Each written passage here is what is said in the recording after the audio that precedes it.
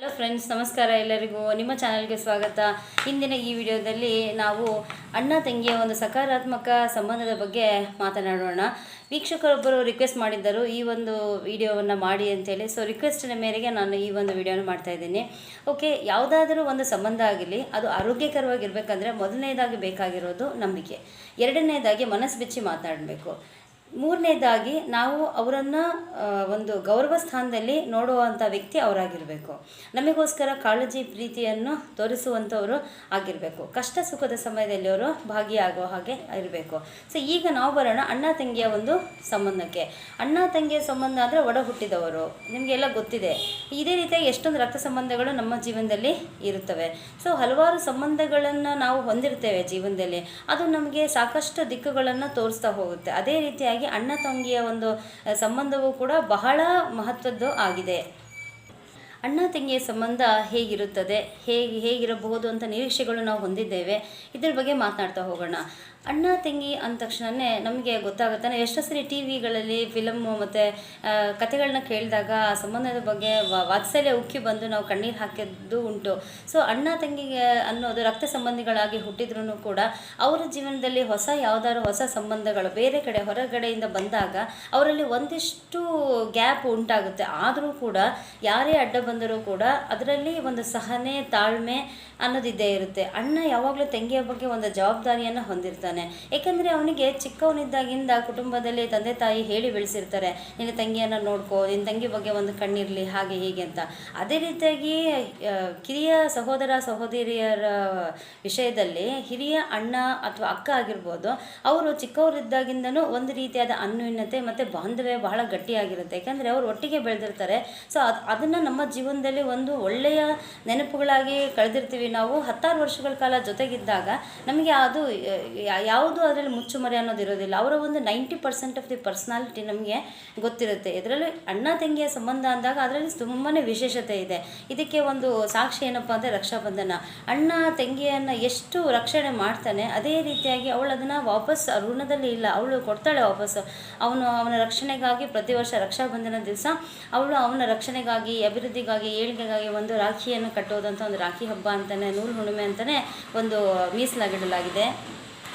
ಸಂಬಂಧಗಳು ತುಂಬ ಪ್ರಾಮುಖ್ಯತೆಯನ್ನು ಹೊಂದಿರುತ್ತವೆ. ಏಕೆಂತಂದರೆ ಪ್ರತಿನಿತ್ಯ ನಾವು ಅದನ್ನು ಮೇಂಟೈನ್ ಮಾಡ್ತಾ ಹೋಗಬೇಕು. ನಮ್ಮ ಭಾವನೆಗಳು, ನಮ್ಮ ಮುಖದ ಒಂದು ಪ್ರತಿಕ್ರಿಯೆ, ನಮ್ಮ ವರ್ತನೆ, ಇವೆಲ್ಲದರ ಮೇಲೆ ಈ ಒಂದು ಸಂಬಂಧಗಳು ಡಿಪೆಂಡ್ ಆಗಿದೆ.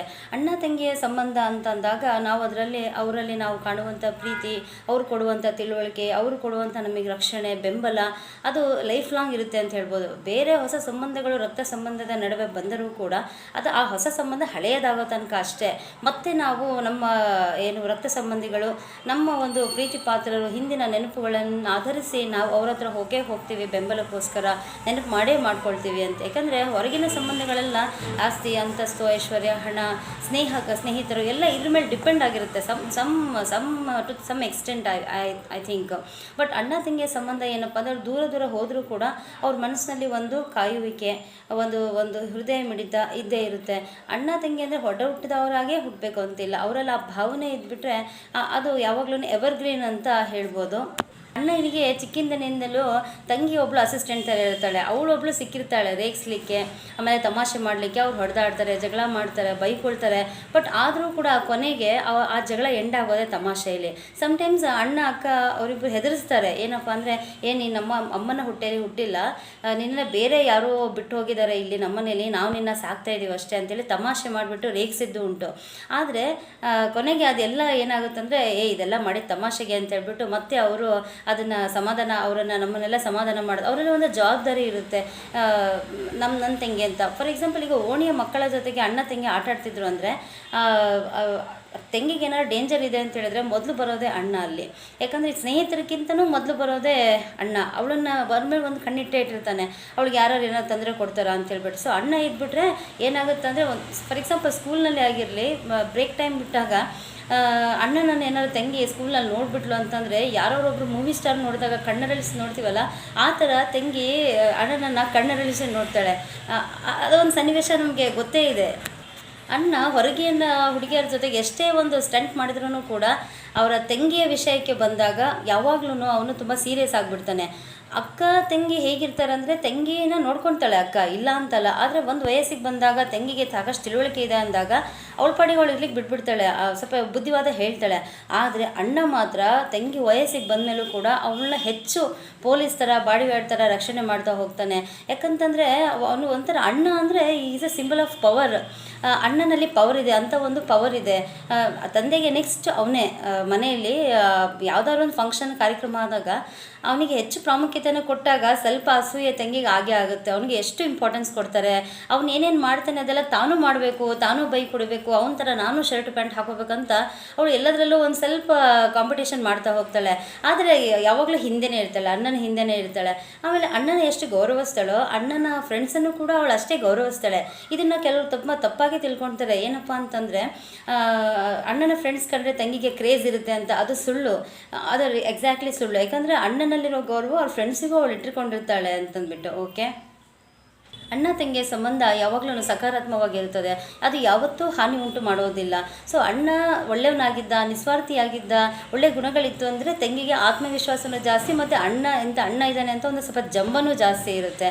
ಸೊ ಈ ಭಾವನಾತ್ಮಕವಾದ ಸಂಬಂಧ ನಮ್ಮ ಜೀವನದಲ್ಲಿ ಸಾಕಷ್ಟು ಪ್ರಭಾವ ಬೀರುತ್ತೆ ಅಣ್ಣನ ಒಂದು ಸ್ವಭಾವ. ಏಕೆಂದರೆ ಅಣ್ಣ ಅವಳನ್ನು ಎಷ್ಟು ಕೇರ್ಫುಲ್ಲಾಗಿ ನೋಡ್ಕೊಳ್ತಾನೆ ಅದೇ ಗುಣ ಅವಳಿಗೂ ಬಂದಿರುತ್ತೆ.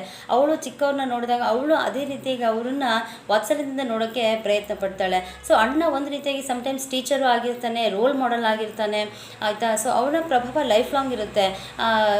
ಅಣ್ಣ ತಂಗಿಗೆ ಏನಾದ್ರು ತೊಂದರೆ ಆದಾಗ ಅವಳ ಸ್ಥಾನದಲ್ಲಿ ಇದ್ದು ಯೋಚನೆ ಮಾಡ್ತಾನೆ, ಅವಳು ಮಾಡೋದು ಸರಿನೋ ತಪ್ಪೋ ಅಂತ ಹೇಳ್ಬಿಟ್ಟು. ಅಂದರೆ ಇನ್ನೊಬ್ಬರ ಸ್ಥಾನದಲ್ಲಿ ನಿಂತು ಯೋಚನೆ ಮಾಡಬೇಕು ಅವ್ರ ಕಷ್ಟ ಹೇಗಿದೆ ಅಂತ. ಅಣ್ಣ ತಂಗಿ ವಿಷಯದಲ್ಲಿ ಅದು 100% ಇರುತ್ತೆ. ತಂಗಿಗೆ ಏನಾದ್ರು ಡೇಂಜರ್ ಕಾದಿದೆ ಅಂತ ಅಂದಾಗ ಅವನ ಹೃದಯ ಮಿಡಿಯುತ್ತೆ, ಅದಕ್ಕೆ ಯಾರ ಅಪ್ಪಣೆನೂ ಬೇಕಾಗಿಲ್ಲ. ಸೊ ಹಾಗಾಗಿ ಬಾಂಧವ್ಯ ತುಂಬ ಸ್ಟ್ರಾಂಗ್ ಆಗಿರುತ್ತೆ. ಎಷ್ಟೋ ಬಾರಿ ನಾವು ಟಿ ವಿನಲ್ಲಿ ನೋಡಿ ಆ ಬಾಲ್ಯದ ನೆನಪನ್ನು ನೋಡ್ಕೊಂಡ್ಬಿಟ್ಟು ನಾವು ಹತ್ತಿದ್ದು ಇರುತ್ತೆ, ಆಯಿತಾ. ಸೊ ಅಣ್ಣ ತಂಗಿ ತುಂಬ ಜಗಳ ಮಾಡ್ತಾರೆ, ಇಬ್ಬರೇ ಇದ್ದಾಗ ವಾದಿಸ್ತಾರೆ. ಬಟ್ ಮೂರನೇವರು ಅವ್ರ ನಡುವೆ ಬಂದಾಗ ಅಣ್ಣ ತಂಗಿ ಬಿಟ್ಕೊಡೋದಿಲ್ಲ, ಅವರು ಒಬ್ಬರನ್ನೊಬ್ರು ಸ್ಟ್ರಾಂಗ್ಲಿ ಅವರು ಬೆಂಬಲಿಸ್ತಾ ಹೋಗ್ತಾರೆ. ಸೊ ಸರಿ ಮತ್ತು ತಪ್ಪುಗಳ ತಿಳುವಳಿಕೆ ಕೊಡೋದೇ ಎಷ್ಟೋ ಸರಿ ಅಣ್ಣ. ಅದು ಸಮ್ಟೈಮ್ಸ್ ಅಡ್ವೈಸ್ ಜಾಸ್ತಿನೇ ಆಗಿರುತ್ತೆ, ಆಯಿತಾ.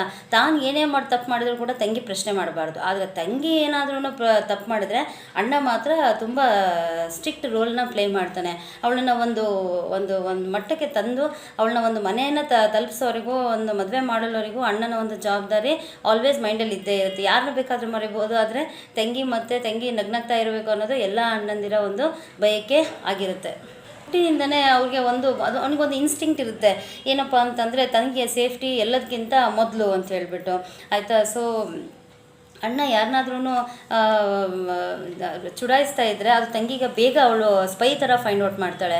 ಆದರೆ ಒಂದು ತಿಳ್ಕೊಳ್ಳಿ, ಅವರು ನಮ್ಮ ಫೋನನ್ನು ನಾವು ಅವರ ಫೋನ್ನ ಚೆಕ್ ಮಾಡುವಂಥ ಅಪನಂಬಿಕೆಯ ಸ್ಥಿತಿಗೆ ನಾವು ಯಾವುದೇ ಸಂಬಂಧನ ಒಯ್ಯಬಾರ್ದು. ಅದು ಮಾತ್ರ ನಿಶುದ್ಧ ತಪ್ಪು. ಯಾಕಂದರೆ ಅಷ್ಟೊಂದು ನಂಬಿಕೆಗೆ ನಾವು ದ್ರೋಹ ಮಾಡ್ತೀವಿ.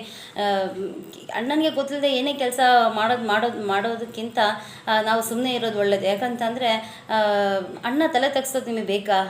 ಅದನ್ನು ಯೋಚನೆ ಮಾಡಬೇಕು. ಅಣ್ಣನ ಮಾನ ಮರ್ಯಾದೆಯನ್ನು ಕಾಪಾಡೋದು, ತಂದೆಯ ಮಾನ ಮರ್ಯಾದೆಯನ್ನು ಕಾಪಾಡೋದು ಕೂಡ ಮನೆಯಲ್ಲಿರೋ ಹೆಣ್ಮಕ್ಳ ಒಂದು ಕರ್ತವ್ಯ ಆಗಿರುತ್ತದೆ. ಸೊ ಒಳ್ಳೆಯ ಅಣ್ಣ ನಿಸ್ವಾರ್ಥವಾಗಿ ಇದ್ದಾಗ ಅವ್ರು ಹೇಳಿದ್ದನ್ನು ಕೇಳುವಂಥ ಒಂದು ಮನಸ್ಸು ಕೂಡ ತಂಗಿಗೆ ಇದ್ದೇ ಇರುತ್ತದೆ. ಸೊ ತಂಗಿ ಹುಟ್ಟಿದ ಕ್ಷಣದಿಂದನೇ ಅವನಿಗೆ ಆ ಭಾವನೆ ಇರುತ್ತದೆ.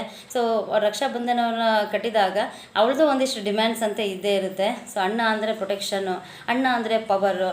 ಓಕೆ, ಸೊ ಇದು ನಾವು ಒಡ ಹುಟ್ಟಿದವರೇ ಆಗಿರಬೇಕು ಅಂತಿಲ್ಲ, ಹೊರಗಿನವರು ಕೂಡ ಅವರಲ್ಲೂ ಕೂಡ ಅಣ್ಣ